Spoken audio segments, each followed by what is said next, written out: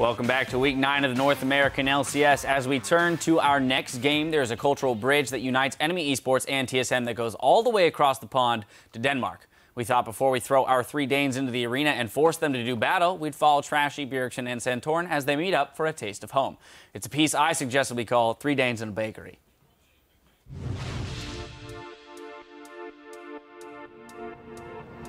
The only Europeans in NA LCS is Danish, when there's only like 5 million Danish people, which is kind of interesting. We grew up in Jutland, which is like the big part where there's a lot of farmers and stuff. And he's like a city boy from Copenhagen. He's one of the smart kids. We're just normal guys. We don't like smart kids. Like big city, fancy haircut.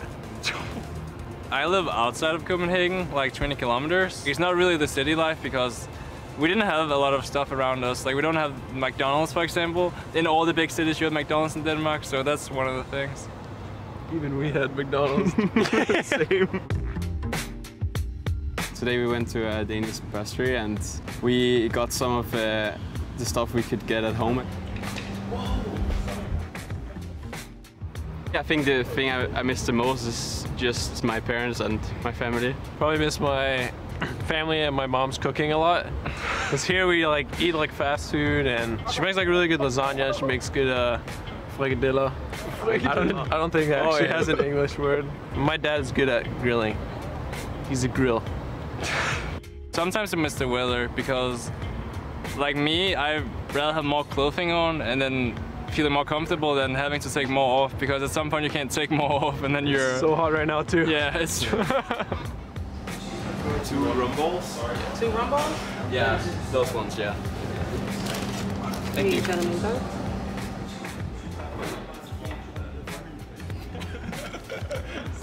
I got a rum ball with like no sprinkles. It's made of stuff they collect from the floor after making the other pastries. Oh really? That's what people say. Yeah. And that's why it's absolutely disgusting and delicious. So because I eat really healthy, then I can't actually eat anything here. I don't think Santorin had a good time today. I don't think I myself could do that. I think I like too much sweet stuff. When I visit my grandparents, I would still like eat stuff. Every morning you get those and you get hindbærsnitter. I don't know the English word for that. It's like Pop-Tart, but they're like good. Better. Yeah. I've never had a Pop-Tart. I don't want to ruin the memory of them. I had one Pop-Tart and I was like, this is so bad. If you ever go visit your grandparents or something, most of the time you would see stuff like this and you would probably eat it. If you're not Santorin, then you would eat it. It was really nice to get that taste again and just get some memories from back home. Just in general, hanging out with Bjergsen and Santorin is fun. They're nice people, so it has been really enjoyable. It was especially nice to have the rum balls. It's definitely something I miss. It's like a little Danish dessert treat. It's nice to get out and try these things that kind of remind you of home and give you a nostalgic feeling. If you take them to a bakery and you give them a Danish, is that technically cannibalism? No. Food for thought, though. Food for thought. The answer is no. I like the effort, but the answer is no. All right, well, simple enough. Enough of them being friends. It's time for them to do battle. Let's send it over to our casters to set up for our next game. Thank you very much, gentlemen. Great attempt, Zyrene. I liked it. Hello, everyone. I'm Riving to Biz in the third, and with me is Sam, Kobe, Hartman, Kensler. We're gearing up for our 4th match of the day, Enemy eSports versus TSM. There is still a scenario here where Enemy can grab 7th place if there is a 3-way tie between teammate Enemy and Cloud9 here. But to do that, they'll need to get a win right now. Yeah, and that would be a huge coup for Team Enemy. If they were able to pull it off. It would keep them from playing in that spring promotion tournament. That being said, they've really been struggling in the second half of the split. Enemy have lost 8 of their last 9 games, with their only win coming against the 10th place TDK. After commenting as well that things started to feel like they were coming together, the team was playing as a cohesive unit. Troublesome to see here at the end of the split. And with Gravity's loss now, we've got a 4-way tie for first place, and there's a chance that TSM could still get a first-round bye here, but they'd have to go 2-0 this week, and they've been looking at a lot of 0-2s recently. That is true. And also just as important for TSM is using the last couple of games to get back into shape for the players, you know, because they have been making individual mistakes. All of the members, yes, even Bjergsen too. Yeah. They have said, though, that they're very happy with Reginald stepping in, you know, as the coach and directing more of the conversation and making them focus. So we'll see if the results will actually stack up. Loco is still going to be on the stage, by the way. That's right. It somewhat worked before Kobe when Reginald went to top lane for picks and bans, right? Things helped there. They were working so late, the really late nights there. Loco's tired. That's why he's yawning. Can't be doing much. Can't be doing that on LCS days. Now, Dyrus explains why TSM isn't getting caught up in the race for playoff seeding. So generally for a regular top team where you want to be as highly seeded as possible so you can get the bye, but otherwise, you want to be against the worst teams possible when it comes to seeding. But when it comes to TSM, we don't really care who we play against because we're probably going to win. I don't think that needs a comment. Fantastic. Let's check out the starting lineups. On the blue side, it's going to be Enemy eSports. At the top lane is Flares trashing the jungle, Inox in mid, Otter at AD carry, Body Drop at support with Coach Fragmatic. And on the red side, it is TSM. Up top is Dyrus in the jungle, Santorin. Mid, Bjergsen, AD carry Wild Turtle, support Lustboy, and Coach Loco Doko. Still up there on stage with the boys. Yeah, so that is the attitude to have. If all you're looking at is first place and you're a first or nothing team, then it doesn't matter where you start in the playoffs because you're going to beat everybody. So we also heard Impulse's coach kind of just being like, you know, we don't practice for one team. We just practice and we'll use whatever we have. That kind of makes you think, you know, they feel like they're just good enough to beat everybody with what they're bringing to the table. And you're right, Kobe. It is kind of what you need to feel here towards the end of the split so you can just run over the teams that you are actually better than. We'll see if TSM can put that power onto the table here as they face a struggling enemy. Getting into our 4th game of the day, we are into picks and bans, and we'll see what these teams have for each other as we get down the line. So a few bans back and forth. We'll continue to update those for you as well. Yeah, let me, I'll try and keep you guys updated here. We're still having our problems with our showing the bans. So the first 2 from enemies so far are Azir and Annie. They're just going alphabetically. Yep. No, just kidding. And TSM have banned Rise and Sivir. Keep it in the A's. Azir, Annie, Kalista, once we get all 6 on, they will pop up on your screen, so we'll know that as we get into the picks and what the teams are considering as they make those selections. TSM, like they said, or like Dyrus said, they're feeling pretty good about this, so probably just comfort picks across the board, or maybe we'll get some kind of outside-the-box things. We've heard TSM at the end of numerous splits saying this is the time we're going to try and pan out, do different things. We saw Santorin taking the Vi again, and a few other things from TSM. We'll see if we get that again. Yeah, well, we're definitely going to go a bit deeper into the AD carry champion pools, as we have done earlier today as well, with Kalista and Sivir both being banned. We are into the realm of Corki and Tristana. We shall see where we end up on that spectrum. Otter has played a lot of Vayne as well for enemies, so AD carry probably not the first role on the docket to fill. Italy is going to once again make a first-round appearance here. First picked for enemy. A lot of pressure in that early game jungle. Yeah. Technically, we should keep the option open for swapping it over to Inox and having it be a flex pick, but it's just such a strong jungler right now that that's what we will assume that she goes. Santorin seems quite interested with that first pick. Yeah, I mean, every single jungler is up, so he feels fine. Yeah, they've had Gragas all the time anyways, so why not? Gragas, Rek'Sai, Evelynn, whatever his whatever desires. He wants now. There's that Corki we were talking about. Shen has also been getting quite a bit of play time now. And it looks like it may be picked up for the side of Team SoloMid, not showing too much. Shen could still be Lustboys. However, one of those 0-2 weeks was 2 plays of Shen on Lustboy as they were trying that champion out. Not the reason it happened, but just part of the composition that went into a struggling week. Janna and Maokai, however, picked up by Team SoloMid to start things off, so they go top and bottom, respectively. Yeah, interesting switch there last second for TSM. Trying to play a little mind game in Champion Select. They do get the instant double lock-in as soon as they swap over to Maokai and Janna, though. Yeah. They bring a little bit of disengage and a little bit of frontline as well when faced with the Nidalee. Maokai, very reliable engage. We'll see if Darius can pull off the home guard teleports as well as the Righteous Glory engages to try and get to the back line of the poke composition. The Kench play, Kobe, could come through. I would actually love to see it because... I would like to see it. I don't like playing against it, but it would be fun to watch the pros go at it. Yeah. I like Freddy's play. He's got a really strong kit, I think, on live. I think that we will wait until the LCS is on the patch that's currently live, and the next round of buffs do come in for him. Bumps, yep. For North America, even though he already made his debut in Europe.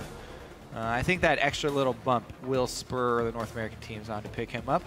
As of right now, though, going to stick with Nautilus, another really fat, tanky frontliner here for enemy, and probably going to come from the bottom lane, so won't be quite as buff as usual, but could very easily be a top lane Nautilus to fight the Maokai. Very true, keeping that as a flex all the way through. We saw the Corki hovered, but the Tristana now picked up by Team SoloMid. Maybe some early mind games. Tristana plus Janna, that is some real turret pushing power right there. You're going to expect that goes into a different lane and crushes it down immediately, so Team SoloMid can start to get more map control. Dylers with a safe 2v1 champion once he gets into it in Maokai, so really going to work out for him if they need to there. What is these, I should say, final two picks here from enemy. Continuously hovering the Kench, paying a little bit of respect to him, but like you said, may not get any showtime today. They do, however, need that support if they're going to get it in an AD carry. Right, so the scenario in which I think you do pick Tahm Kench is not being presented here by TSM. It's a scenario where your opponents have assassins or your opponents have a really strong pick, because Tahm, his greatest ability is to save people from hard CC, save people from assassins. And that's not really what TSM are showing now. So instead, they're going to take the Morgana, which is a black shield. They're going to be able to negate a lot of CC in the engage here from TSM. Hovering over a couple of mid picks here for Bjergsen, whatever he desires to go into Victor. It's Turmoil. He's very confident on his Ahri and has been able to assassinate many of Victor. Which one will he pick? I think they do need a definite high source of DPS for the late game for TSM. That's a good call, because they aren't showing much else. Everything else is kind of picking up and peeling off damage right now. So it could be that Ezreal still picked up by Bjergsen, gives him a lot of mobility, but we have seen that mid-Ez go down. Yeah, they have a lot of disengage, so yeah, Poke is probably going to be their last pick here. Right. Gragas and Janna are the king and queen of disengage and like to keep a mid lane Poke champion safe. Kog'Maw will be just that. 5 out of the last 6 games, Santorin has been able to grab that Gragas. They also go for that Janna all the time and then fit a composition around it. The Tristana is also able to get in there, something that was banned against them recently. No, just the jungler on that one. I looked at the stats wrong. But going in now with this composition, we will see if that allows TSM to knock down the turrets. What can enemy bring out with this composition? They have a little bit of poke from Nidalee, but what are they looking for with that composition? Yeah, it's a little bit scary for enemy because Nautilus is their main engage tool. And yes, this will end up being a top lane Nautilus, so he will get tankier much quicker. However, it's still hard for even a Nautilus to get in the backline to a Kog'Maw because Dredgeline is really hard to get past these big bodies of Maokai and Gragas, and they have the Janna to reset, so it's very hard for even Nautilus to get back there because only his ultimate is point and click, and Bjergsen would have to have very poor positioning to be an easy target, and don't think he will present that opportunity. No, that's something he said in the past that they are very confident about, is their fighting mechanics and prowess right there. So we're about to hit the rift, so send us your game predictions. Use hashtag NMEWin or hashtag TSMWin, and we can see how you're calling this game as we tally up your votes throughout. You see the compositions on your screen right here. We've seen a lot of Nidalee jungle providing some harass in that early game. We'll see if Trashy can get under the skin of Santorin, start things off. Jungle pressure here is going to be big, expecting the 2v1. with that Trist and Janna being picked up again by Team SoloMid. Enemy versus TSM. We are on the Rift for Game 4 here in Week 9. All right. Let's see here. No crazy openings as far as the item builds are concerned. I am really a fan of the coin starts, though. It's probably my favorite support gold generation item now, just because of how good the speed boost is of the fully upgraded talisman. So Lustboy on Janna will be providing plenty of mobility to his team, both through the passive and through the active there. That will come from his completed talisman. I feel like as a support player as well, it really allows you to stay safe in lane. You're not always going for relics. You don't force yourself into anything. Yeah, I mean, gold. It gets you a ton of gold. Gets you a lot of gold. I think Freak was saying that he thinks it's the most valuable gold generation item. I wouldn't doubt it. Unless you're, yeah, I don't even think Spellblade, even if you use it on cooldown, or Spell Thieves. Just keep hitting Tormented Soil on people. You can get multiple ticks on that sometimes too. Anyways, we'll those Freak will do the math at some point. Those buffs to the coin definitely for sure helping it out quite a bit. You can see Week 1 matchup on your screen. 35 minutes, so just under the average time, or around it, I should say. And a pretty bloody game, so we should expect the same here. TSM will fight if they get engaged on early. Looks like they have their deep wards, yeah. Yeah, deep wards and invade here from enemy. So they're looking to have strong side up top, so enemy are going to have dual lane head up there and start on the weak side, or on TSM side of their strong side, excuse me. Let's see how they split the jungle camps. Right now, it's just going to be one camp start for enemy, while TSM are actually starting 2 camps at the same time. Going to prep that, yep. Santorin going to grab just the grunt buff and allow Turtle and Lustboy to get the lane quicker, just in case there was a 2v2 scenario. They will see that it is in fact not a 2v2. And they will continue normally after this, sharing the experience there and there. And meanwhile, enemy with the, as we said, starting off on TSM side. So let's see if they collapse really quickly to burn through this or head over. It looks like body drop even fainting towards mid. Yeah, just for a second. Maybe he was deciding if it would have been a good idea to see what the positioning was, but he changes his mind quickly. Heads back towards this top side, and gonna see the jungles now kind of parallel, changing each other's sides and taking each other's reds and buffs. Yeah, so let's keep track of exactly how many camps each team got out of this. Because of the 2 camp start from TSM, because they had their AD and support helping in the jungle at the very beginning, as of right now, they've taken 4 camps when Santorin finishes this one, which is 1 camp ahead of enemy, but they did sacrifice a bit of pushing power. And enemy have a little tiny bit lead on that top turret. The thing is, it can be made up very easily by that Janna plus Tristana that we mentioned. So with them sending Trashy back into the jungle, they've also been able to almost catch back up on camps. Santorin still basically 1 ahead of Trashy right now, but very even, very close as far as how the lane swaps play. Back out, small gold lead there for TSM. Gonna come through after they finish this turret. It'll come, I promise. Nicely done all around. Much better for enemy as well. There it is, 200. Looking from the beginning of the season to now, they picked up a win over Gravity in that first day of Week 1, but then it was TSM and Liquid, 2 teams that are very good at controlling the map, kind of took enemy apart in those first weeks, and you're really seeing the enemy definitely better at the early game situations now. Unfortunately, not enough to give them the wins when they wanted it in the middle of the season, but coming around. Only being behind a couple hundred gold is great for them. Actually, it's only 100 for them. So that's definitely better than average. Absolutely. One of the teams that has the hardest time at 10 minutes, usually down around 780 to 800 gold to their opponents. An unfortunate event. Here they're trying to stop that, stave off that pressure. A little bit of a roam from Lustboy to get some deep wards in. Could pay off soon. They're already starting to put down pinks, so you can tell they feel comfortable with the pressure around that mid area. They feel like they have control. So both teams left their top laners there after the turret died to grab the extra couple minions, but enemy have opted to leave flares up there even longer and not swap him back.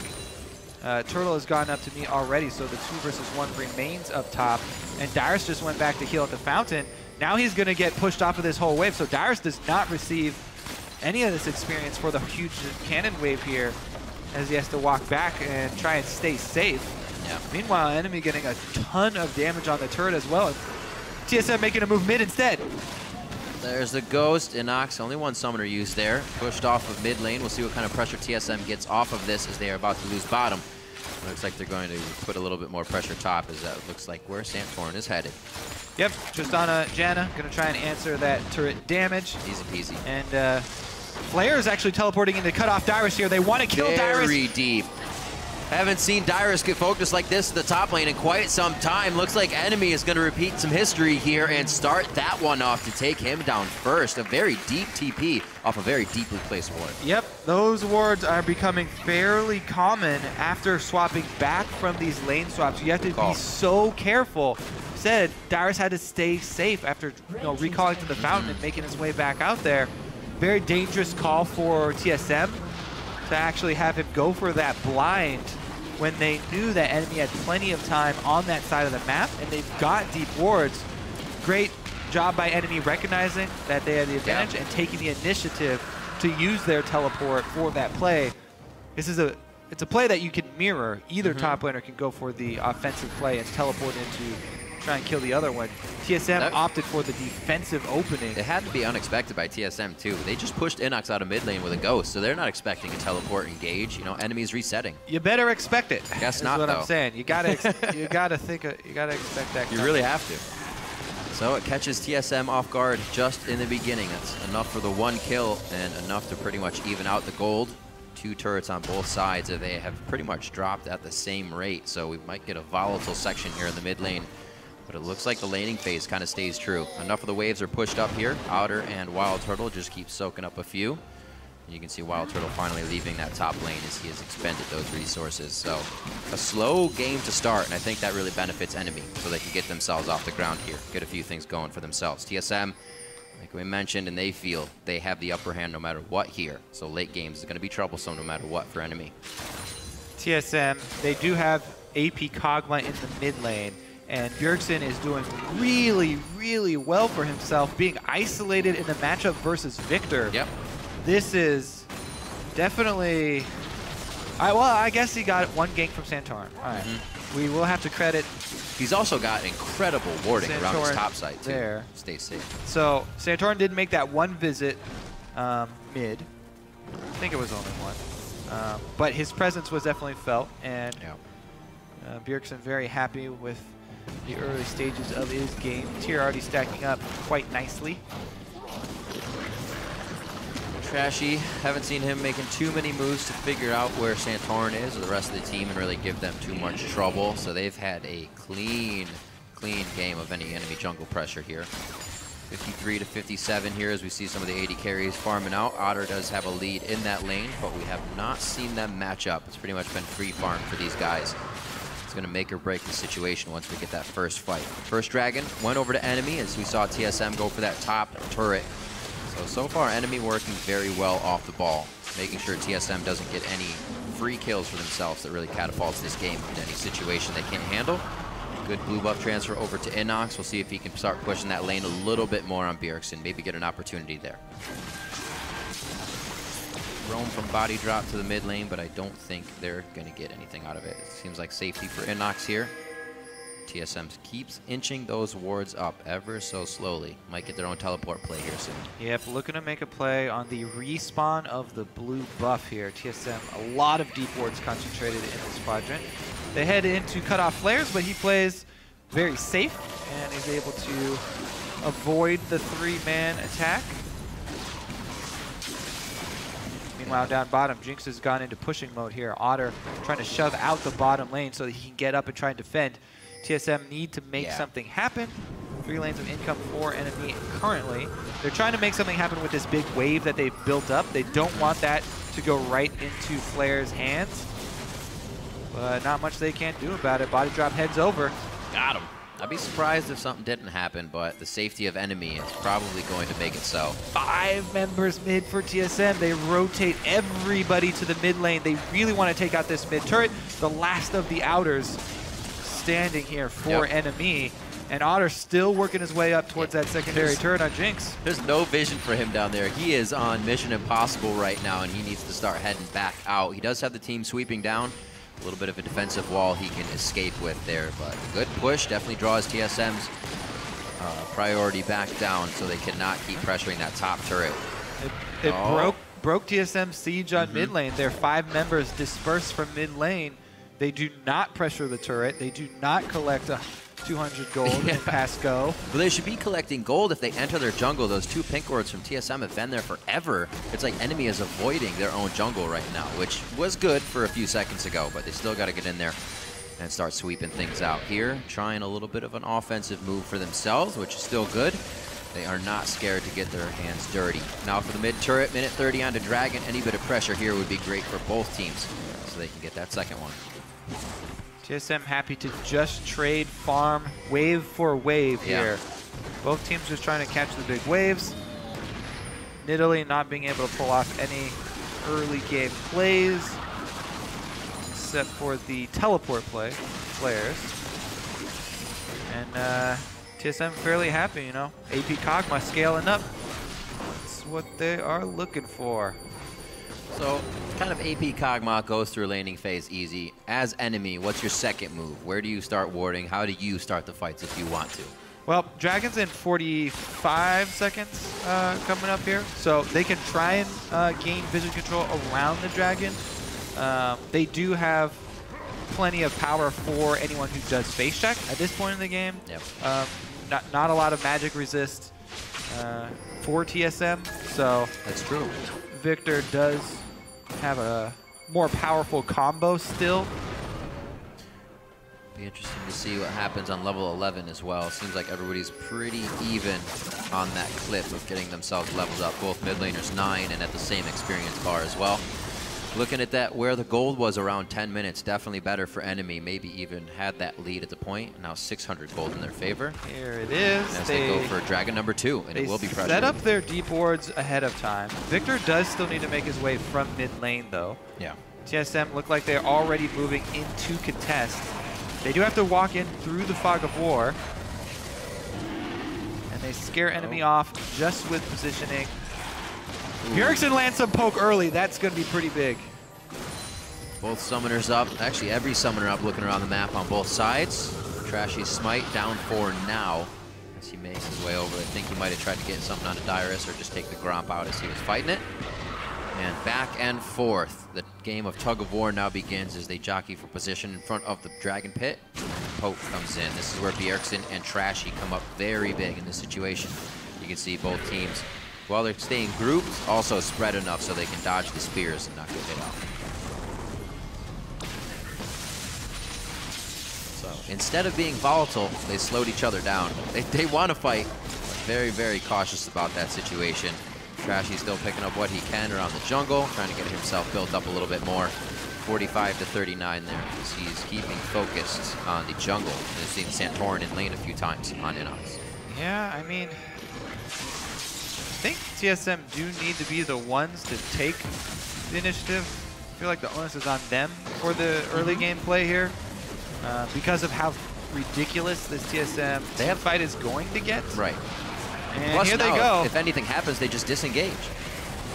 And they're not going to contest it. All right, so they finally got it. Now, once we do get to the mid game, it's going to be really hard for enemy to crack through the front line and do anything to threaten Bjergsen here. Because Maokai does not have to be an engaged champion. He can play Peel as well and use his ultimate just to bolster their front line. If he applies the ultimate as well to Gragas sitting on the front line, even if Nautilus engages and they try and go backline, both backlines try and kill the front lines, the team with Maokai should be more resilient.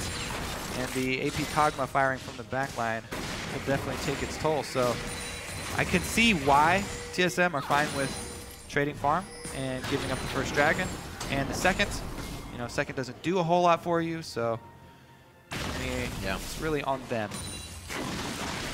There's been a team in the past to vocally say they are happy with letting a few dragons go by. Still using that late game control. Bjergsen knows he's getting charged up quite nicely. Let's see where he's at on that tier. 390 out of 750 at this point, or just a little bit more after clearing out that camp. Trashy, very focused on the minions. Still have not seen enemy trying to go for that fight. Like you said, Kobe, once enemy gets to these turrets, they're going to have to hope TSM's taking a lot of spears and have no HP because there's not a lot of pressure there. Well, it looks like Inox is actually building some damage as well. When the top lane Nautilus first emerged in China, there was a Rod of Ages Nautilus, but since then the most common build has become the full tank Nautilus. You know, Righteous Glory and full defensive items. But he has gone for the early Rod of Ages here for Flares, and he was the one who got the first blood. So he's trying to make that boost worth it. The Rod's going to take a while to stack up, but he will be much more threatening. Nautilus doesn't have the greatest AP ratios, but he does have some. I think Flares is a guy that can make a little bit of noise on that. His Hecarim play was always pretty strong in lane. Gets himself into trouble in a few situations towards the late game, but going ham on Nautilus never hurt anybody, usually. 16 on the clock. Yes, almost the first kill, double flash. So if he is going Rod of Ages, then my question becomes, who on enemy is going to be the one to build the Aegis of the Legion? Right now, it looks like Nidalee is definitely not, because he's got a blasting wand. So it falls the body drop, I think. He's on 300 gold. I mean, Flares could go to it after his Rod of Ages and just build it now, but it will be coming in a bit late. Maybe body drop makes it his priority. Great pressure from enemy here as TSM gets to the turrets. A nice buster shot backwards saves Turtle's life. Remember, you didn't build that armor, Flares. You got that Rod of Ages. Very, very close to actually getting himself taken down there if Turtle was able to jump in for that, but he also a little dark on his left side, only a few wards, keeping him safe. The same thing's happening on the other side of the map. Looks like a little bit sooner for enemy here as they're able to get another turret for themselves. Flares forced to back off this. I thought that was actually going to get him killed if Turtle jumped in there. Scary situation, but the same thing happening on both sides of the map. Nobody goes down. Good individual play there from Turtle. He does have a level up on Flares as well, so Tristan at level 10. He was able to use both disengage tools that she has in her kit, keeping himself safe and remaining there to go aggressive and answer the turrets. That's the thing that I was watching for in Turtle's play. Because of how much criticism he's gotten, how many times people have reprimanded him for playing aggressive, I was very worried that he would stop making aggressive plays and he would stop playing forward, but he was able to walk the line this time, keep himself safe, and still remain around to take the objective, not allowing Flares to bully him out, knowing that Nautilus had burned his damage up front, and then taking that window as he's walking back to trade the damage and grab his turret. Playing it much more logically over emotionally, coming out on top. Still has his flash as well. Kudos to him. 175 to 166 for the 80 carries. Actually looking up and down the CS list. Very close in its differences. About 10 on one side, and then the mid laner of enemy has 10 on the other. A good attempt, but Wild Turtle coming up with a farm. Last hit extraordinaire. Gold still even. Very impressive game by enemy here versus Team SoloMid, especially with the amount of kind of strength Dyer's put into that last statement we heard before the game. We'll take down anybody. Just because the way it is, we won't practice for him, it'll happen. Well, it looks like enemy has been able to throw a curveball here at Team SoloMid, and they weren't ready for that. Well, Team SoloMid are about to turn on. They are the ones who are first to the Aegis of the Legion. Their team fight is strong. They have the Luden's Echo and spell penetration coming in for Bjergsen already, so Bjergsen poke really going to start to burn now, and it will only get worse from here on out. So now is the time where TSM are coming into their own. They will not want to give up any more advantages to enemy. Let's see if they set up some vision for the Dragon. Number 3 is actually fairly significant. The move speed is going to be a bit bigger of a deal. And at this point in the game, you really start wanting the 6% from Dragon number 1. So not only the denial here for TSM, but also it would be great for them to get that first buff. It definitely depends all on Bjergsen's aim, though. Landing poke before this comes up. And if he can force Inox back to base. Inox does have plenty of potions, though. 4 biscuits in his inventory. He stopped at Grandma's house before this game. Oh, Flares once again looking for a deep teleport play. Same TP. coming in from the back here. Turtle's got flash and heal. You're going to see how equal gold separated into different items for both teams. Who made the right decision here? Missed the anchor toss on Turtle. Turtle flashes over the initial passive auto attack as well. And it looks like they're going to back off into this one. As I was just saying, this is really a game comes down to how you spent your money in your inventory. That, like you said, Kobe, the Aegis on one side and not on the other. These teams are working with the same amount of cash flow just about, and TSM looks to be working it better with the timing of their composition. Bjergsen coming up nice with the living artilleries, taking out body drop. Target number 1, he burns the double summoners off Inox, and then target number 2, body drop, goes down for giving him the black shield. Bjergsen, this is what I was talking about, the AP Kog'Maw. Turn it on. Fully online and operational. TSM make the move. Boom. Take down 2 turrets mid. Yep. There's your gold swing. TSM now comfortably in the lead. Plus, the Baron is dark for enemies, so they have to be a little bit cautious. The blue orb active here from Otter. Scrying orb is used just in case. But they are going to have to get some wards down eventually here in the area. 21 minutes in, TSM definitely threatening neutral objectives as well. Got to be pretty careful on where the teleport can also come from. Dyrus here. A lot of deep wards on the side of enemy. Dyrus can get exactly one of these TPs we've been seeing players do. Yeah, plus he has home guard, so if he goes back to the fountain, yeah, we'll keep an eye on that. Then it would be a guaranteed engage from a Maokai with home guard and flash. Plenty of deep wards. That would be very, very easy to pull off. But enemy are able to take the turret in time as TSM have to recall there. Yep. Purchases with everyone else. In comes the makings of the Leandries for Bjergsen. Rushing straight into that after it was buffed on this patch. Yeah, it stings now. A little bit more of the AP. Pretty good. Nobody ever disliked that. The Aegis slowly being built up here. And body drop's going to actually opt for the health instead of going for that rejuve beat. Definitely a good choice as he makes his way to the full item, getting those recipe buys in. Another Abyssal Scepter finished up now for Inox. Just got that item under his belt as they continue to finalize a few of the core items that TSM has really already had up on enemy, and it's causing these fights to go their way. Just that last fight of Bjergsen and the tower pushes equaled out the gold with a bit of a 300 lead in favor of TSM now. No dragons for them either. They've been completely fine with letting those go and still have been able to control the map. Yep, they were waiting for not only the AP Kog'Maw, but another anchor goes wide. Getting them calibration anchors in. But Dyrus has built completely for the team here, rushing to the Aegis of the Legion for them, which allows Lustboy to upgrade to that talisman that we talked about. The speed from Janna was going to be so important for them. Lustboy has spent all of his money on the team mobility, upgrading captain's boots, as well as the Talisman of Ascension. This talisman, the cooldown is so short on it. It is a ridiculously strong mobility tool for the team. And with him taking on the speed duties, Dyrus has taken up the Aegis of the Legion duties. So all of TSM really playing to the strengths of each individual player here and spreading out the duties, I guess. Dyrus has taken up Magic Resist only duty. So good steal. That's going to hurt Bjergsen. Try to get these living artilleries out consistently.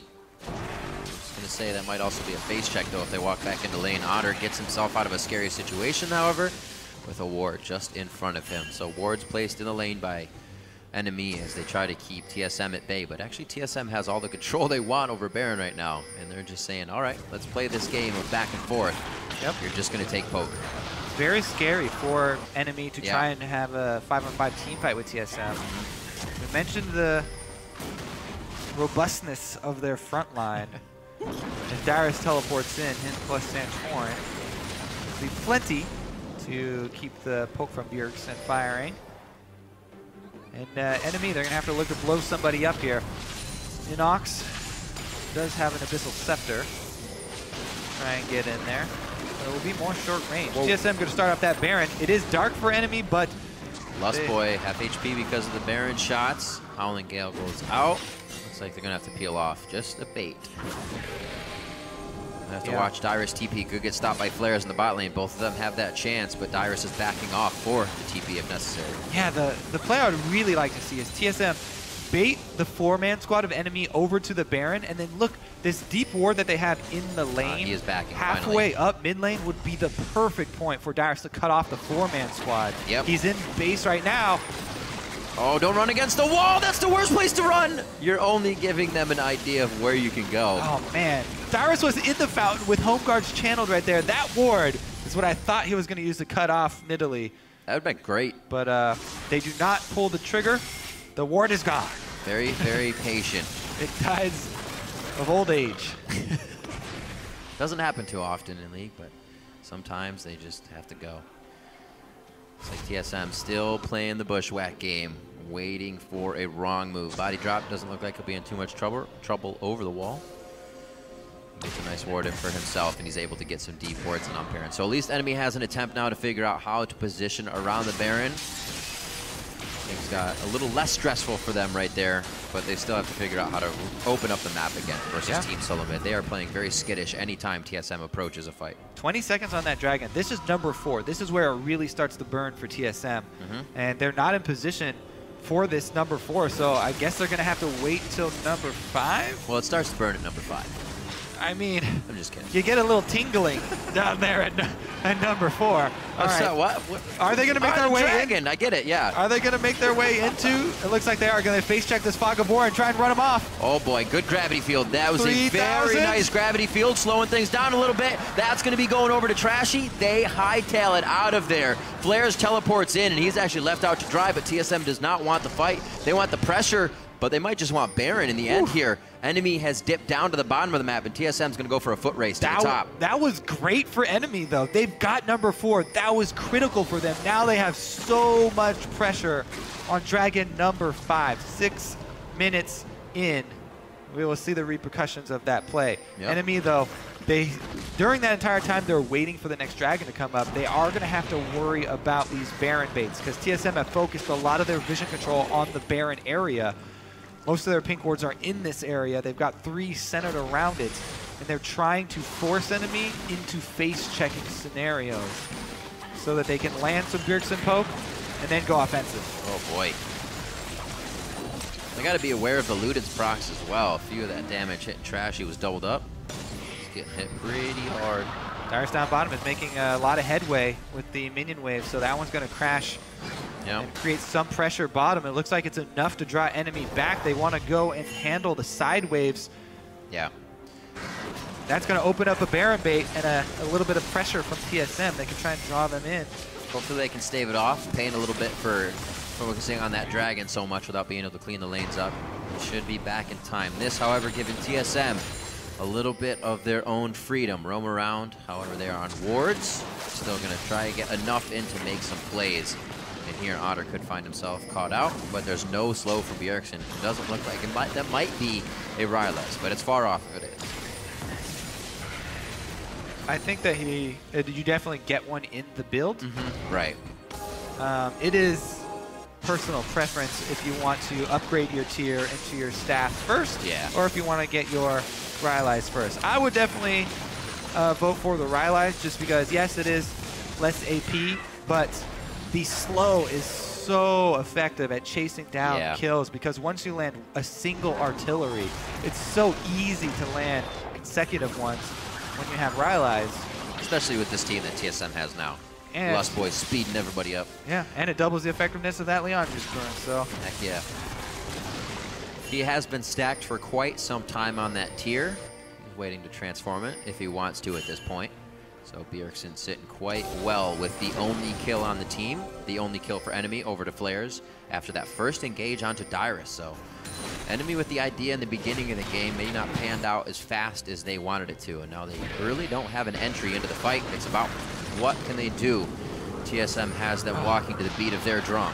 So enemy has to get themselves back into a position where they can dictate the game. Right now, just on the receiving end until Dragon number 5. They're so vulnerable. Right now they're grouped as 5 though. They're trying to move up the mid lane and try and really break through this TSM wall, but they're unable to do so. Dyrus continues to chip away at the bottom turret down there, every time Flares tries to move up with the rest of the team and they make a 5-man press, Dyrus gets a little bit more damage on that bottom turret. He also has setting up some vision for himself in the red side quadrant so he doesn't get collapsed on.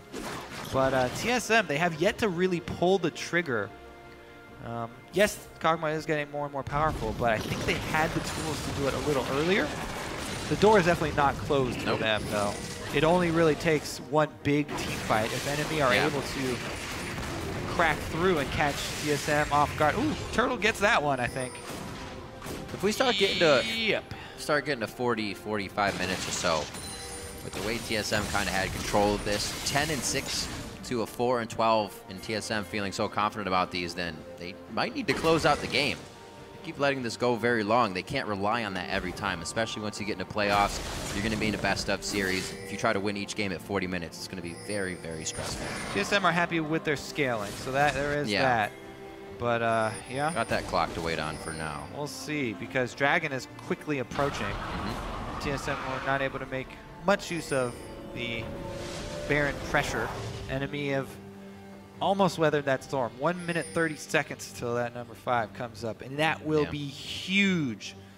Yes, I guarantee a team fight in 1 minute and 20 seconds, Riv. That's a have to. Gonna have to. I agree with you there. I guarantee it. Or your money back. But you haven't given me any money, so... That's right, so you get it back. Turtle hopping in. He wants to go aggressive. He's got backup. That's why he's going so aggressive. All right, so even already off of this, depth charge down for the Dragon fight in 1 minute. That's going to help out a little bit. Otter sitting in the top here.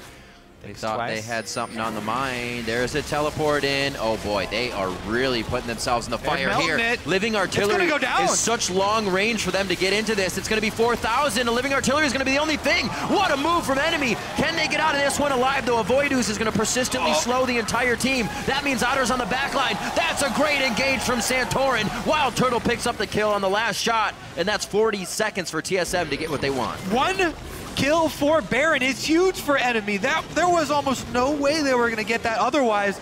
Showing 3 members bot for TSM and enemy with a great decisive call there for the team. What a pickup for enemy. They're able to get the Baron off, but 13 seconds here on Dragon. Have to worry about bottom wave as well after this. Looks like it'll get slowed down a bit, but it should still continue to push in favor of enemy. They're going to push mid lane, put pressure on it, and TSM has to worry about Dragon. Yep, it's all about the poke here. Is Bjergsen going to be on point? TSM started up. They want to force this one. Gonna have to force it, Kobe. This is getting tense right now. Just 1,000 gold separates these teams. Enemy now 1,000 above Team SoloMid. 5th Dragon in the game, and it looks like there will be no attempt to go in. Enemy knows losing the Baron buff is a huge struggle over not getting 5th, and they are not able to get it. Santorin able to pick that up for the team as Flares also walking Team SoloMid off an objective. What a focus here by TSM. That would have been huge and cost a lot more time, but they come up with the kill. All right, so TSM just got their 6% plus denying number 5 from enemy. And 6% now feels nice. Minutes, plus running up mid lane without the main tank there. Flares on the other side.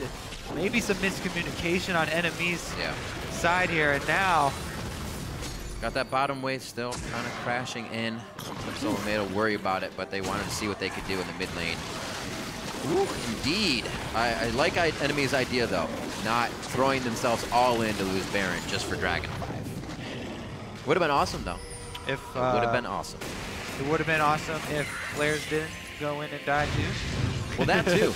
I like this chase. He had a great idea to keep him kind of strung out there. So Jinx is in base. There's no reason for Flares to try that, because Jinx is in base. That's true. So there's no way that they're going to even do a 5-on-5. There's no way they're going to commit to it. Flares has no possibility of stealing the Dragon. He has no possibility of solo killing Bjergsen. Well, I like the play. Definitely a mistake in the initial engagement. Well, they still have Baron buff. They're still pressuring as hard as they can. They want to get use out of this. It's about 3/4 down, about to lose it soon. And they are getting one final push. Otter off to the left side, but he could also get picked out there. No peel for him. Dyrus is the focus. Gets back with Vengeful Maelstrom on. There's the Mega Rocket taking it down. Nicely done onto Dyrus, and they are going to start moving on. Should be able to get a little bit of pressure. Without the front line. Should be able to get a little bit of pressure onto this turret. That minion should help them. Unfortunately, with Baron on it, doesn't get close enough, and now it does, only for a few shots. A very nice rocket coming in from Otter to finish off a kill there. 2-3, 35 minutes into this one. The back and forth here, Riv.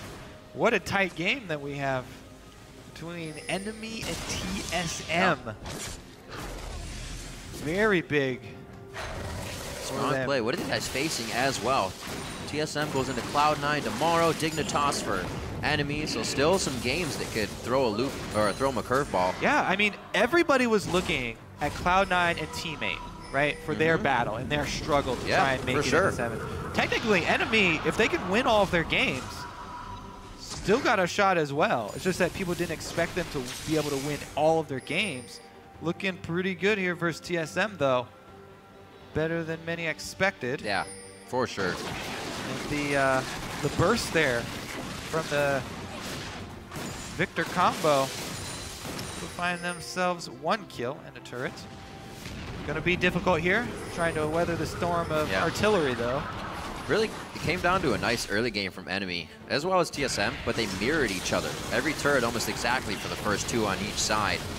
And now pretty much mirroring each other, 2 turrets inside the base and 1 outer on the side of the map here. 5 for each team, 4-1 in Dragon still, so that timer of 5th Dragon is still a very big point in this game.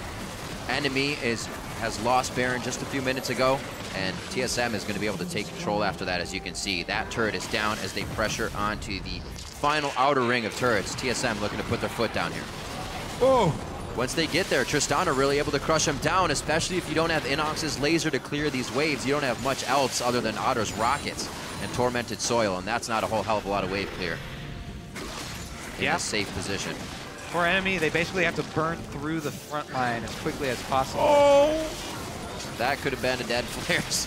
Thank God TSM was not ready, he's thinking, to go back and engage. Also a pretty tanky Nautilus would be something they want right away.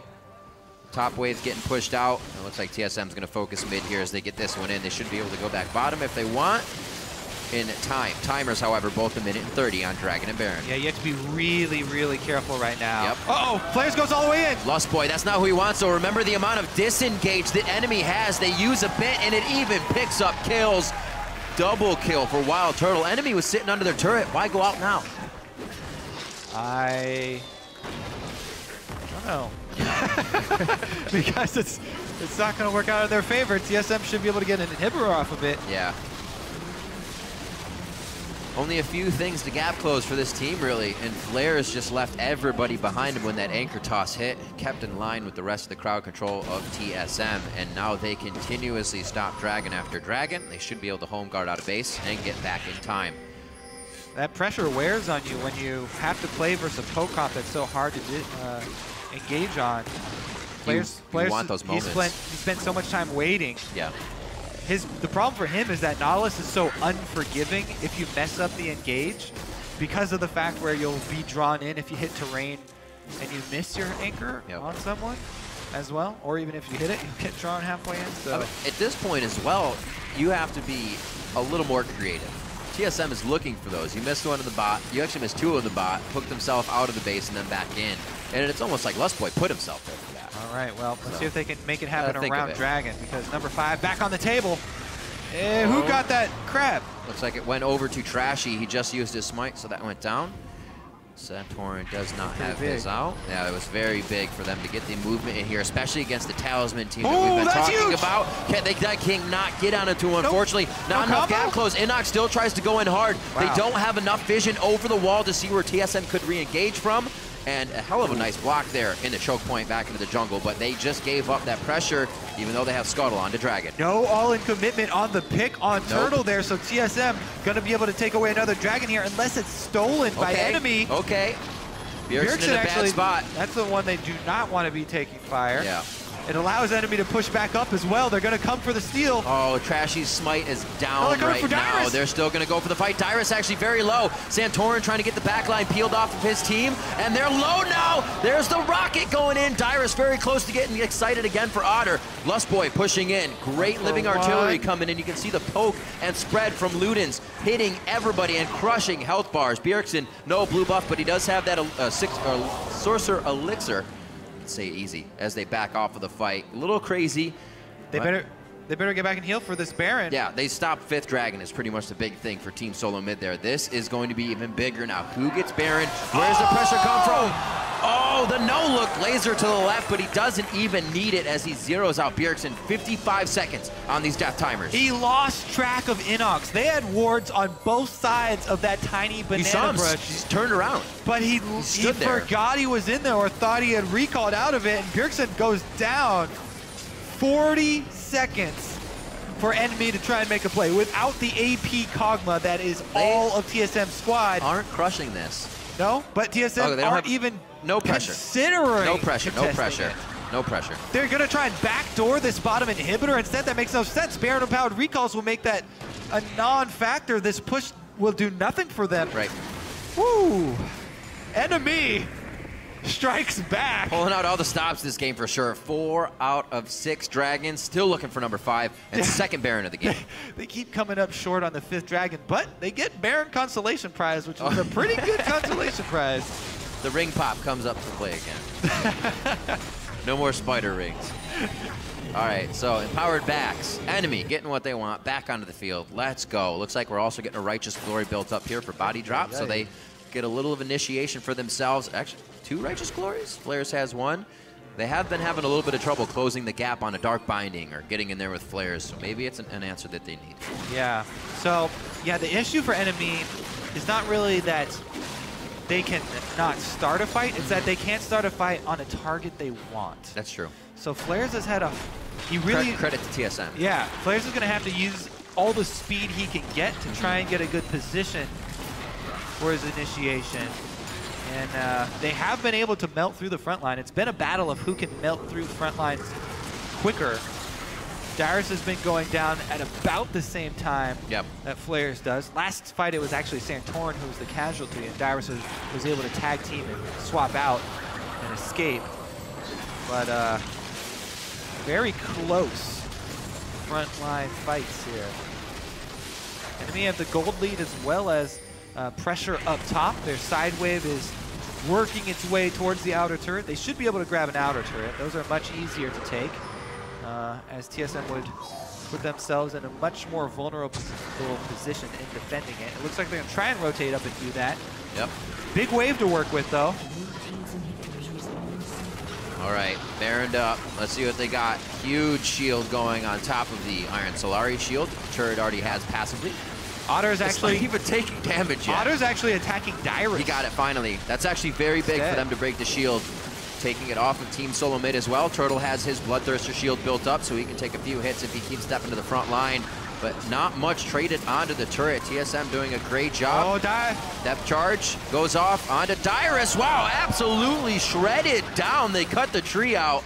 60+ seconds on these timers. Definitely enough time for enemy to get themselves in. It happened on the outer turret. It becomes a little bit harder now that the walls pinch in these inhibitor turrets. And it looks like enemy will be stopped here. It's going to be hard to clear these Baron minions, though, if Turtle cannot step up. The poke continues to land, and it actually will be enough to force them back. But man, Dyrus just gets melted here. It seems like he has his resistances pretty much, just not a lot of HP. There's nothing he can do. Well, not a lot more he could do. Right. Maybe Banshees would do more than Spirit Visage. Kind of cancel it out, Just because a lot of it is coming in burst, and blocking a whole spell. That's true. That's a good point. Is more than, you know, boosting up his passive heal from the auto attack. He's not really getting much chance to get off a passive heal, but there's definitely no, he's doing everything he can here. It's just that enemy are packing a lot of damage. They both have Void Staffs as well. Italy as well as Victor both have Void Staffs, so good luck. You like shields with your shields. Bjergsen just finished his. so he will be able to use that Seraph's Embrace now to keep himself nice and healthy in these fights. It looks like Banshee's Veil, you're just talking about it. Wow, Turtle picked himself up one. Yeah. To stop that damage. So it's definitely on the minds of Team SoloMid. That's a ghost coming from, oh no, he's good. Yeah, it's that Talisman. We talked about how great Talisman is for poke comps for the disengage there. It's a much lower cooldown than Righteous Glory as well, so it will be back up in time to use again. I was just thinking of Bjergsen's distortion boost. So I'm like, oh, he goes all willy-nilly. It'll come back up. It'll be up. Oh, no, flares! Same spot, same situation. This time the team is there, though, not in base. They're able to help him. Very scary. He got his flash. Good heals from Trashy. Gets Inox back up to full. That can help them dodge out on this poke here, but they got to stop walking around together in this group. It could mean a lot of AoE damage from Bjergsen's Living Artillery. Seconds. He also doesn't have blue buff, something to make note of, so it's not going to be Living Artillery is all over the place. Side wave control for enemy is good once again. They've got bottom lane pushing. TSM looking to fight, though. Yeah. They've got him cornered. We'll make it to your base before you do. Are you going to choose for the Dragon? Enemy will go straight up and grab an inhibitor if you go back for Dragon. Enemy, are they going to tank it here? They need flares up at the front. If Dyrus gets there and he just kind of disrupts a little bit, I'm pretty sure they can make some crazy moves. Turtle's going to pick up the Dragon. They're not going to realize it's already a 5v4. They're going on with the full team coming in onto this. That's a lot of damage to the turret. It is dropped, and Team SoloMid's going to have to now assess this. How are they going to enter? Turtle's quite far away. 5v4. They have a chance to exit the base freely. A nice spear coming in from Trashy. He gets popped up by the Howling Gale, and it's still not a full engage. TSM can almost try to get themselves back into this, but they have to worry about bottom side of the map still. Getting pinged out there by enemy, they figured they might have just ran the wrong way. Well, they're still taking artillery shots. Yeah, something's got to happen here for one of these teams. They are on opposite sides of the map, and they seem a bit confused. Dyrus teleporting back in. Home guard, he's gonna come flying across. The wards have been placed by enemy to keep them safe, waiting for that to wear off. Pops the home guard so Dyrus can't continue the speed. And Otter had the black shield. A great job by Body Drop to save the 80 carry. This is gonna keep going. Chaos Storm over the wall, and it is raining on TSM's parade right now, but not that much damage in the end. They're gonna move out. Are you guys gonna fight? Or are you gonna dance? Come on. 57 seconds on the clock. They decide to back off. That bottom wave needs to be cleared. Oh man, enemy with the surgical operation there. Get in, take out the inhibitor, and fight their way out of TSM territory. Dyrus, can he do it? Yep, Janna Shield. Man of the hour. Lessboy's gonna come in and ensure that the turret stays upright. But for how long, Riv? That was a tease and a half. Dude. Yeah, so, whew. Ridiculous play between TSM and enemy here. Trading Dragon number 5 for the inhibitor. Enemy decide to go up the middle, and TSM indecisive whether they want to actually force it while enemy are tanking the inhibitor turret. Yep. Which would be the time to go for it. Even 4 versus 5 to try and pressure in. Got the crowd behind them, and TSM are up to Dragon level 3 now as well for themselves, so they've got speed boost.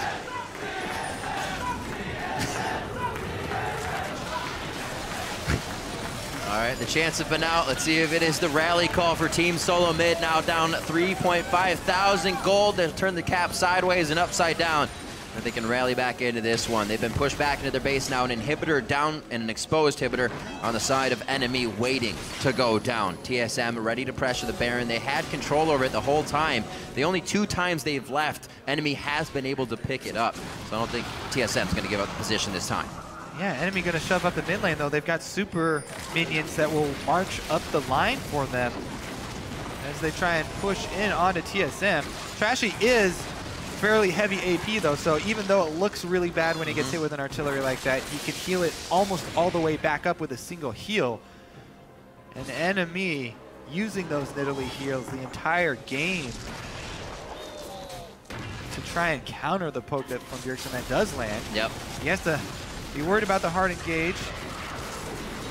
And TSM probably thought they were coming in here to get an 11-6 and be tied for first place now that Gravity lost their game, but it is a much harder task than it seems today Enemy has brought their A All right, game. they're forcing it. Here comes the teleport. 50-minute Baron attempt. TP from Flares is going to be right with the team. They don't really have control over any type of routing or getting around the fight. They're going to watch TSM take this down. That's going to be Dyrus's. Chaos Storm in the middle, but it's not really doing a lot of damage. That's a hit up, however, on to Lustboy. He's down. That's a lot of the disengage. Talisman of Ascension was already used, so you're seeing what TSM has now in the fight as they take it. Bjergsen coming up with a big kill onto Inox. They are still back and forth, though. Great positioning and mechanics by both teams, getting one member but not being able to get the next as they disengage. It looks better for TSM here, but what can they set up? Oh, they get hooked back in. It's not over, Riff. Crazy. They go in. That's going to be Turtle with some shots. What a crit from Otter. They know they can't go any farther forward with that front-end damage. And Dyrus is forced to clean up the bot wave. It's going to be Baron. He should be with the team quite soon and get that pushed up quite far. What an intense game here. Down to the last minute it's going to come here. I feel like it's going to be a push on both sides. We had some crazy crap going on in EU. I hope we start off here today in NA with it as well. All right, so Inox right now, I would advise him to sell Static Shift for Phantom Dancer. All right, well, let's take another look at this replay. Body Drop flashes in for the bind, and Chaos Storm whiffs on Turtle. So I thought that was going to be huge, but Inox comes up with a big combo on Lustboy instead, so it doesn't even matter. He bursts out to support. And TSM on the retreat here, but the turn with Bjergsen's AoE. Oh man, that was a 3-shot from Bjergsen. And Inox ends up going down. Whew. All right, breathe, and we're back. Oh, he did just that. We got like 7 minutes, Kobe, and it's going to be our longest game of the split. Or a summer split. It's really looking like it. Look at this by Flares. Flares with the banner of Commander. Very nicely played by him. We'll see if they can play really off the ball here. Him being in a lane, being able to teleport out after that if necessary, and use it to their advantage. A lot more core items being finished up on both sides. Look like the AD carries have now mimicked each other all the way down to home guards, which Turtle is waiting to pick up so far on the base defense. Yeah, he did sell his Static Shift, fully upgraded to the Phantom Dancer now, so is good call. Maxed out. The Jinx is going to provide more DPS for extended fights, but Turtle does have the mobility advantage and the burst advantage. Poke doesn't land. Yes, it does! Oh, and a crit to boot! Block into the Iron Solari went on, but everybody flashed out that actually needed to get it. There is a banner of command minion running around somewhere, but TSM's getting everything they want. They go all the way to 5, Kobe. They're going to reverse sweep Dragon 5 here. I've never seen that. TSM are going to try and reverse sweep the Dragon 5. They've gotten all 4. They've held 4 times against enemies number 5. I will be one salty camper if this game ends before that can happen. I don't even know how many Barons have been taken. At least 3. Maybe more. This is by far our best barn burner. This is a hot game right now. Turtle's even gone as far as to sell his boots and pick up the Zephyr, which I know that Freak hates. Turtles don't even wear shoes anyway, so he's good to go. He's getting back into his environment. He's got to feel natural. Turtles don't exactly use swords either, so. You don't know that. Ninja Turtles do. Yeah! And they don't wear shoes. Valid. See? Logic. That's all you need. All right. That's why we're on this desk. Let's see what comes of it, because I don't. Oh man! All right. So the Zephyr, the only real advantage would be if somehow his Banshees gets popped and he gets hit with a binding. That'll reduce the time that he is stuck in place from the binding. But that's about it. Yep. All right, well, it's not about item builds at this point. It's about the team fight, because this Turtle is bouncing by himself on a knife's edge. Just walks into the base. Honey, I'm home. It seems like enemy actually wants to finally do something about it. As their inhibitors to half, that's a binding that hits Santorin. Sticks his belly out in front to save the Banshee's Veil of Turtle. They got it. And Turtle solos an inhibitor with a teammate right behind him. Teams, I should say. And enemy just kind of staring that one down. Baron still has a bit of time here. 5th Dragon still a bit. And double wards all the way to keep TSM safe as they start pushing forward. What a game we have on our hands here for game 4. 54 minutes coming up on the clock, and we're only 6 to 7 here in these kills. I think we had 18 the last time these guys faced in about a 35-minute game. Flash for flash. Fast fingers from both players there to get themselves into a good spot and then to safety. Knockdown on Bjergsen could be huge. Flair sees him. He's got eyes on Bjergsen. There's not the ghost. I was fooled almost like you were fooled. Put on the emergency brakes.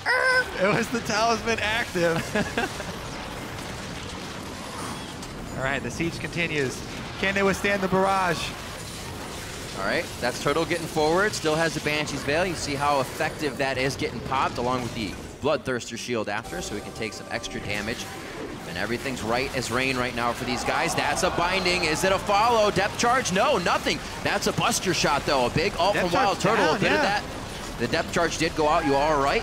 And it looks like they're just going to have the inhibitor. It was enough for TSM to want to get inside the base, and they're slowly, finally able to start dismantling enemies' forces, taking down their objectives, and they have indeed put on the rally counter.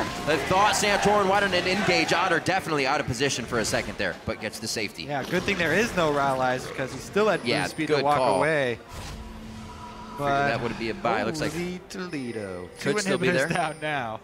55 minutes into the game. We're getting there, Kobe. What's Flair's doing? He's going for Bjergsen. They want to cut him off. He's got no flash, just the ghost to work with. Oh, he's over the wall. Can they get him? Oh, the binding misses, but there's enough DPS.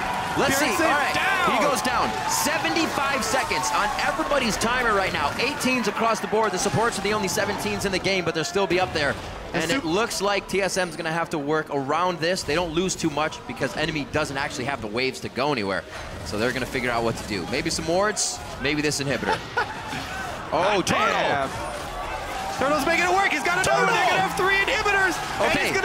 And he's going to recall Inox is back. Home guards for Inox. He's going to be able to fight Turtle, but will he be able to kill him? Once the laser's down, Turtle practically has no pressure. He goes in on Inox. That's going to be under the turret. Turtle would have wanted to use explosive shot there instead of on the champion, but he's still going hard for it. Now it's enemy in the base on the full screen. We're going to see both sides. A great fight in the top by TSM. Turtle and Inox going 1v1, bro, and it's going to be a great fight. The inhibitor goes down along with the Nexus turret. Turtle coming up big in a solo match in the area by himself. He goes down, but TSM has already won the fight in the base. Kobe, that was 75 seconds on each timer, and TSM's going to be gunning now for the Nexus. That should be game. They've got 3-1 advantage. They're not moving. For 50 seconds with the super minions coming on all 3 lanes. TSM, all they have to do is heal and get every single man into enemy's base. Work with the super minions and they can end this one. I see a smile on Santorin's face. They know they've got this. They've got plenty of time. This is going to be chaos right here. Inox, the defense of his life. There's no way Inox can pull this. If he pulls this off. It still sounds good to build it up. Okay. If Inox pulls it, get Inox up there, actually. Look at that. Look at this. Iron Elixir Santorin coming up. Let's Inox. see. You must first clear the wards. You have to take down the front line before you can get the back line. He's done so. The base is clear of wards. And now the TSM members. Right. He throws out the gravity field, but it's not enough. A good flash keeps him alive for that situation, but this is going to be tough. Hard mode 999 is one that is impossible to beat, and TSM turns that on for the end of the game. 57.5 minutes in, Team SoloMid finally break the base and take down enemy.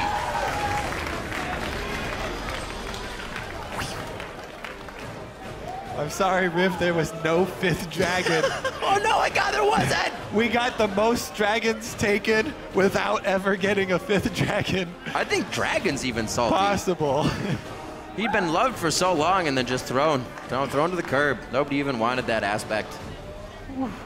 What a GG coming out, though. Enemy putting everything on the Rift here in Week 9. Unfortunate this was not seen from them throughout the split. What games we could have had there. A lot of love from the crowd for both teams in that one. The TSM chants helping to rally them through. Now 11-6. Very much what they wanted here coming into Week 9. Whew. Yeah. It's all right. Take that breath. I need to get confirmation that was the longest game. It was very close. 36 56 was our closest, and I know something trounced that the other day as well. So, whew. Still some smiles on the face of enemy, though. Definitely know that they played a good game themselves and came out quite strong. The early game being mirrored so closely, turret for turret. It wasn't even camp for camp either. Teams were taking different camps. TSM had a different start than enemy did, but they came just at the same level towards that mid game. The gold lead was the same, and the dragons were enemies, which Oh, it's beyond me how we did not see a 5th dragon. Crazy stuff. Well, 4 okay, and so I 13 got now for them. confirmation that's the longest game in North America, Right. but Europe has had longer, so Yes, sir. not the entire LCS. Exhausting for both squads. Yeah, absolutely. Especially towards the middle when both teams knew that the gold was almost near even. Usually in a game, when you ask players, they'll tell you, you know, we didn't realize we were really up. We maybe just thought we had the advantage. It seemed like towards that red towards Baron, back towards red, back towards Baron fight, they knew they were both equal. And nobody wanted to make the mistake. Nobody wanted to engage. You were saying before, Turtle was showing a little bit of that, but still able to go hard in the games and really helped TSM to pull out the victory. Right now, we're going to throw it over to our analyst desk to break down that wild game.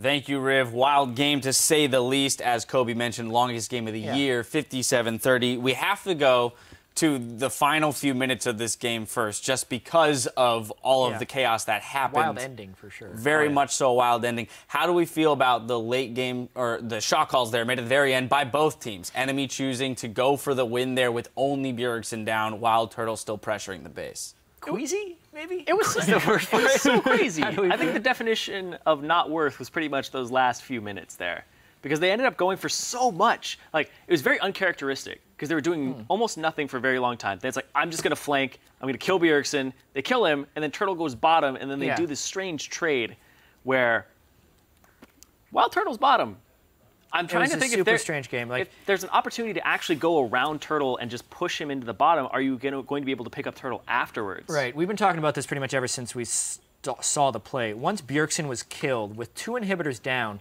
they don't have that many options. Like, Turtle pulling out that sneak attack in that situation was actually really smart because it takes away most positive opportunities by enemy. The only thing they may have been able to do is if they do want to match with Inox, he's losing the 3rd inhibitor anyway, is to match with the 2nd inhibitor. So then maybe you can play the dead inhibitors game and not get steamrolled afterwards. But trying to end without your main damage dealer, it's not going to work. Right. It's overreaching. Yeah. So a tough decision nonetheless, though, and I do feel that in a sense it showcases a bit of the young element of the team in that this is the first split for enemy. Shot calling is a little bit more shaky, whereas TSM seemed a little bit more secure, a little bit more in their win conditions there. Yeah. You know, but now let's jump back through the rest of the 55 minutes of the game and take a look at the early game. Enemy up to this point in the split, we have criticized for having a very weak early game. Here, they came out ahead early. And, so that bodes well for them here. But unfortunately, with that loss, they're not vying for that 7th place spot anymore. Yeah, there could have been a 3-way tie for 7th. There was a possibility for it if enemy won. But to speak to the early game point, a season worth of poor early games, and they play against what has turned into probably the most conservative team in the league with Team SoloMid. And they actually came out with a lead. And honestly, as far as playing the mid and late game, enemy is not a bottom-tier team in that sense. They are definitely mid-tier, as far as I'd say, in the LCS, and they kind of showed it in that game, nearly pulling out a win against a really poke-heavy TSM. Which is a strange thing for TSM, because they pick this team composition that comes online mid-late game.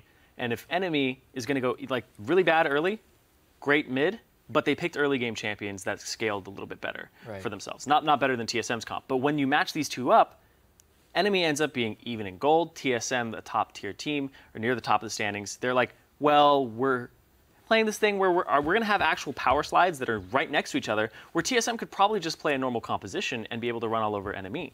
Yeah, it was strange. It seems like maybe that's the only way TSM is playing right now. I hope for their sake they have something else for playoffs. Well, so yeah, if we look at playoffs, well, you kind of just answered the question there. Yeah. The hope is that we keep seeing TSM kind of go back to this, well, Bjergsen does the majority of the damage on the team. Let's keep putting him in a position to do that.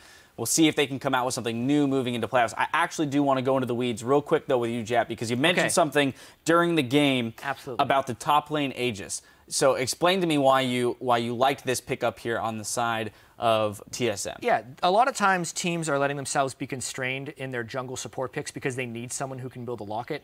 But in this situation, they didn't have to do that, so they could put the locket onto the top lane Maokai, and as long as he's safe on farm, the jungler or the top laner, if they're both playing tanks, can absolutely do that. I think it would be better if they even had a damaged jungler and a supportive bottom laner like Janna. You can totally do that if you're playing a group up game. So finding a bit of a workaround for what seems to be a pain point for some junglers and supports around the league. We're going to step away, but meet us back here in 3.5 for our final game of the day, Team Dragon Knights versus Cloud9. Stay with us.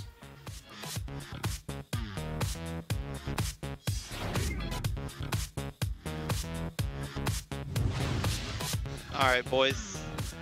Let's win this one because the round robin would be super hype.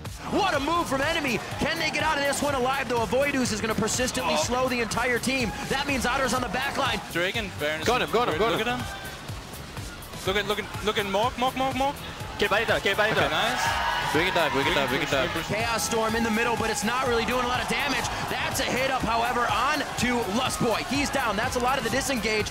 Okay. We can end off mid lane. We have to try and end it here. Turtle coming up big in a solo match in the area by himself. He goes down, but TSM has already won the fight in the base.